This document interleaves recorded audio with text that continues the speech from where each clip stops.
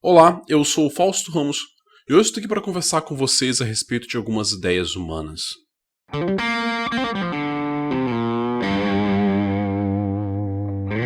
Eu vivo dizendo que filosofia é um tópico muito importante para ser estudado, mas eu percebi que eu tenho falado muito pouco especificamente sobre filosofia no meu canal. Portanto, como parte dos projetos novos para 2021, eu vou trazer muito mais filosofia para o meu canal, conversando nessa série chamada Ideias Humanas, onde eu vou abordar o pensamento de várias pessoas ao longo da trajetória do tempo, a começar pela filosofia grego-antiga. Eu comento que, apesar de a filosofia ocidental tentar atribuir a si o monopólio do surgimento do pensamento secular no mundo, de fato houve filosofia sendo desenvolvido tanto no continente africano quanto no Oriente, na Ásia. Contudo, como brasileiro vivendo em um país colonizado por europeus, eu considero sim sensato olhar com atenção para a raiz cultural, filosófica, histórica que vem originária da filosofia grego-antiga. Antes de simplesmente filosofarem,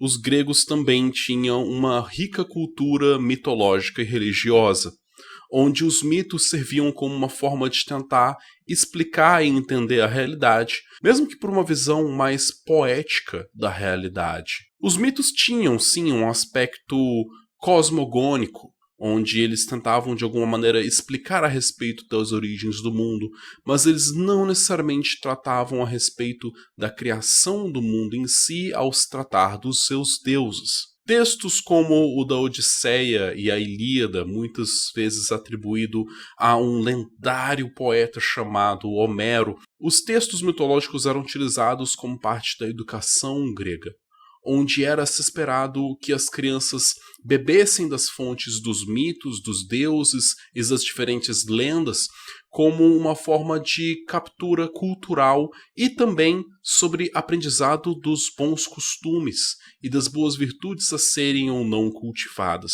Eu comento também que os deuses da Grécia Antiga não eram necessariamente deuses criadores, eles eram deuses imanentes, isto é, deuses que emergem do mundo tal qual nós também vivemos.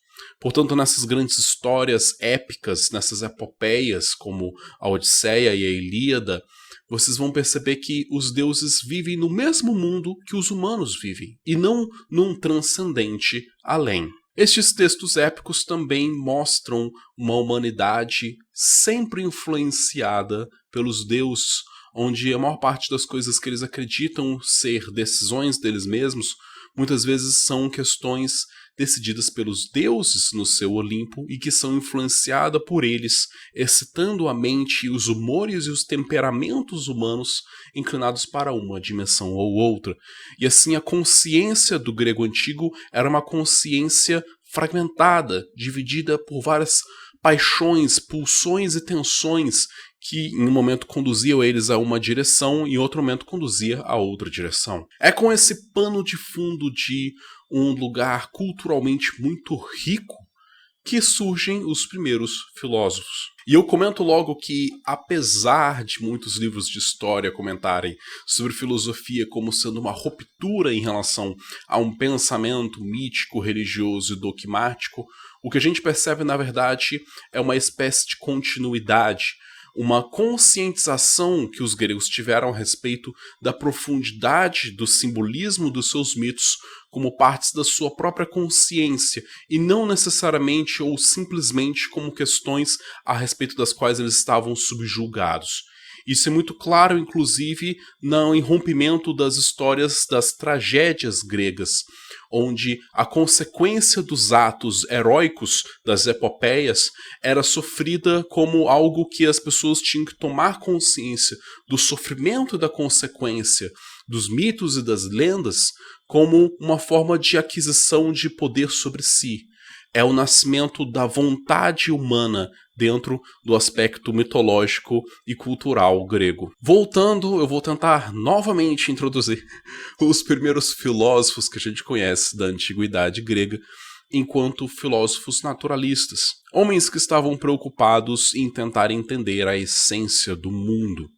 Isto é, entender do que o mundo é feito, o que é que compõe a realidade que nós vivemos, e o que é necessário para poder entender como uma substância se transforma em outra e a gente chega nessa riqueza mirabolante que é o nosso mundo. Tales de Mileto foi o primeiro filósofo registrado. Ele era astrônomo, matemático e filósofo. Existia também Anaximandro e Anaximenes de Mileto, dois outros filósofos que pensavam profundamente sobre a natureza e o que comporia o mundo. Outro famoso filósofo desse período foi Pitágoras de Samos, um matemático a respeito do qual eu vou ainda dedicar um vídeo mais exclusivo para falar a respeito das suas contribuições e inclusive sobre algumas relações que ele teve com o mundo ocultista e esotérico. E ainda dentro deste primeiro ciclo de apresentações, apesar de haverem outros vários nomes que eu não estou passando por aqui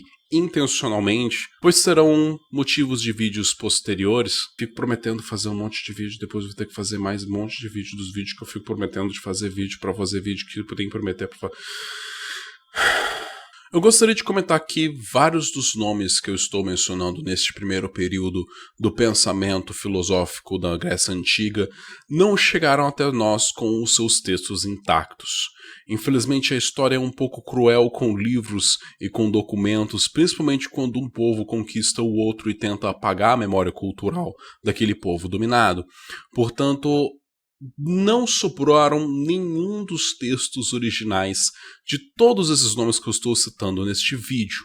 Tudo que nós temos desses filósofos chamados pré-socráticos, pois eles são anteriores ao surgimento do Messias da filosofia grega, que é Sócrates. Todos os pensadores sobre os quais eu estou falando tiveram os seus textos reconstruídos a partir de fragmentos encontrados em textos de outros escritores e outros pensadores posteriores, seja por meio de uma citação direta feita dentro do texto, seja por meio de uma parafrase que cita algum aspecto daquele pensador.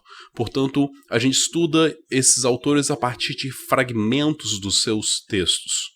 E isso é um aspecto importante de ser considerado, inclusive a respeito da história do pensamento e do conhecimento humano. O quanto que a gente não pode ter perdido de conhecimento e resetado o nosso saber e ter que ter reconstruído várias coisas do zero pelo simples fato de que pessoas gostam de queimar o conhecimento dos outros. E com tudo isso em vista, eu quero introduzir dois grandíssimos gigantes deste período pré-socrático, que foram Heráclito de Éfeso e Parmênides de Eleia. Parmênides, fundador da escola eleática, famoso por defender o pensamento monista, o senso de unidade, monos. Parmênides atesta que por trás da aparência de mudança dos fenômenos do mundo existe uma única realidade, imutável e verdadeira. Em seu poema As Duas Vias, Parmênides arruma um jeito de defender a sua filosofia ao mesmo tempo que ataca o seu adversário, Heráclito de Éfeso. Nessas duas vias que ele menciona, ele fala a respeito de uma via que afirma o ser e lhe conduz à verdade sobre o mundo, e uma outra via que tenta levar em conta o não ser e, portanto, lhe conduz à confusão das opiniões. Eu vou agora citar alguns fragmentos deste texto. Pois deves saber tudo, tanto o coração inabalável da verdade redonda, como as opiniões dos mortais, em que não há certeza. Contudo, também isto aprenderás.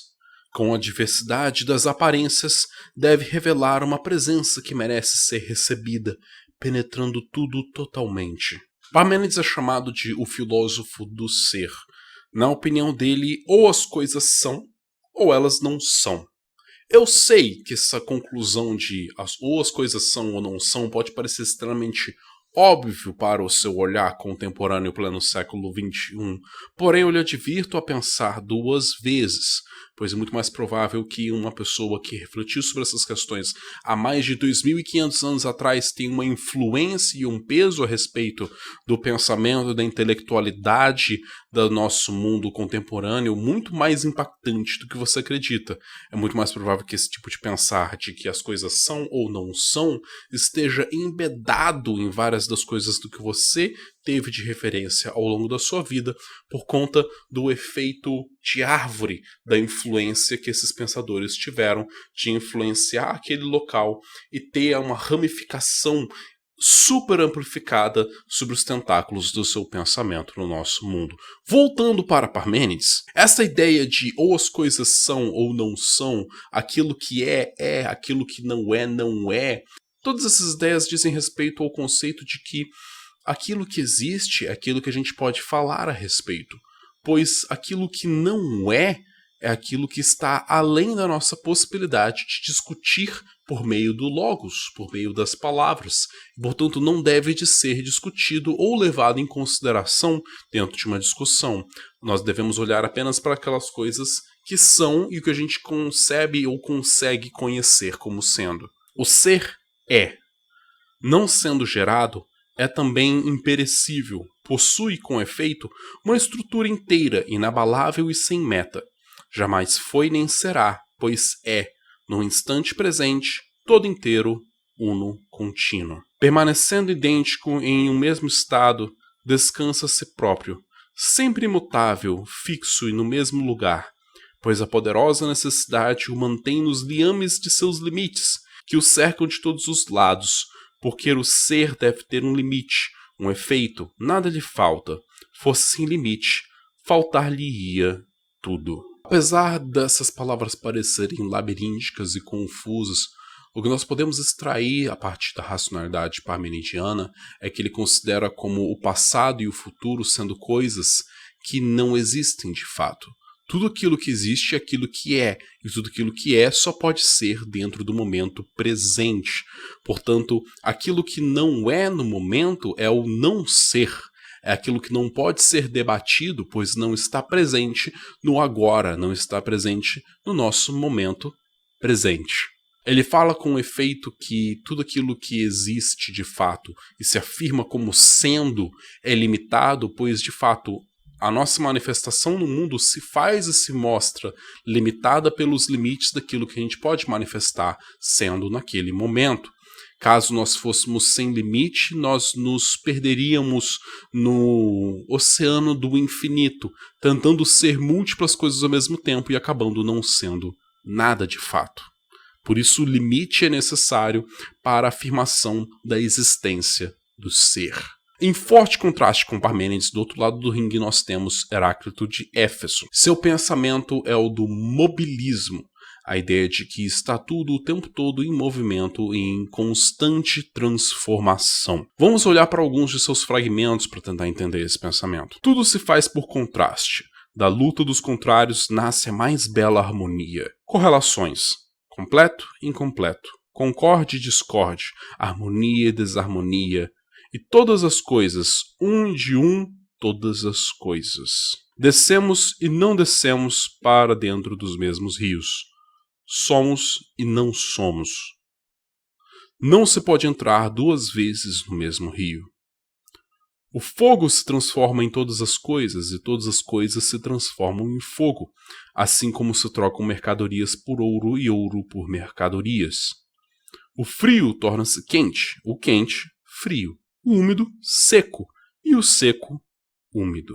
Há um grande reforço no conceito de que as coisas estão o tempo todo em mutação, transformando e brincando, sendo ou não sendo, e simultaneamente sendo e não sendo em vários aspectos e sentidos. Com isso, Heráclito está comentando sobre a forma como é importante considerar que tudo que a gente afirma a respeito da realidade vai estar sempre orientado a partir de um referencial. É o conceito de pensar se o relevo de uma montanha sobe ou desce. No fim das contas, a subida da montanha é simultaneamente uma descida. Se nós estamos no pé da montanha, o caminho da montanha é um caminho de subida. Se nós estamos no topo da montanha, o caminho da montanha é um caminho de descida. E assim, para tudo que a gente observa e olha no mundo, nós precisamos primeiro perceber o referencial a partir do qual nós debatemos a realidade. Não existem verdades absolutas, apenas verdades relativas em relação a como nós observamos e entendemos aquilo que estamos debatendo. E embora Heráclito desse um enfoque muito grande à transformação e à mudança no mundo, isso não significa que ele não via uma ordem subjacente a essa inconstância da realidade. A essa ordem ele chamava logos, que significa, em muitos sentidos, literalmente, o debate, o falar, o linguajar. a maneira como nós estruturamos a nossa realidade por meio da forma como nós discutimos e falamos a respeito dela, e inclusive essa harmonia subjacente a todas essas transformações dos fenômenos que nós observamos dentro do mundo. E o logos fundamental sobre a realidade é o fato de que ela está o tempo todo em mutação.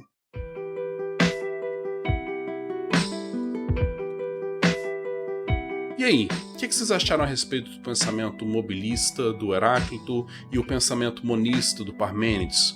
Com quem você concorda mais? O mundo é como é, pois nós precisamos ignorar o passado e o futuro como construtos da nossa realidade e entender que não existe passado e futuro, mas apenas o agora e o presente? Ou nós devemos levar em consideração esse contínuo, essa transformação como algo que rege e governa a nossa percepção da realidade, e que tudo só é verdadeiro em relação a outra coisa que nós precisamos usar de referencial? Eu comento que este conflito, essa cisão dessas perspectivas sobre a filosofia, sobre a realidade, sobre o mundo, vão ser fundamentais para estudar os pensadores seguintes. Existiria muito mais a ser comentado a respeito dos filósofos pré-socráticos. Esta é uma série de vídeos que eu vou desenvolvendo aos poucos. Contudo, eu comento também que um dos motivos que eu estou tratando desses assuntos da maneira como eu estou tratando é para poder aos poucos revelar para vocês a necessidade de entender a filosofia como uma escola que lhe ensina a pensar e não necessariamente a reproduzir ou a concordar com um pensador ou outro.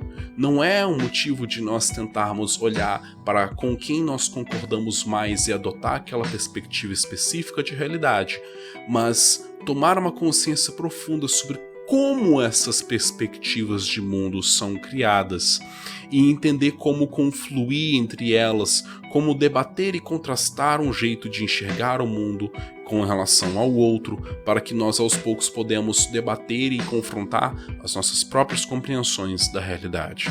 Isso vai ficar cada vez mais evidente ao longo dessa série, principalmente enquanto eu estiver passando por essa seara principal de pensadores, até o momento que eu começar a trazer mais diversidade para dentro dessa série.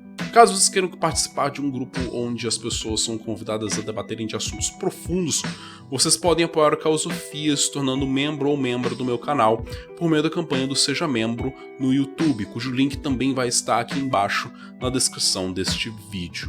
Para mais pensamentos profundos sobre a nossa realidade, mantenham-se antenados com Causofia e até por acaso.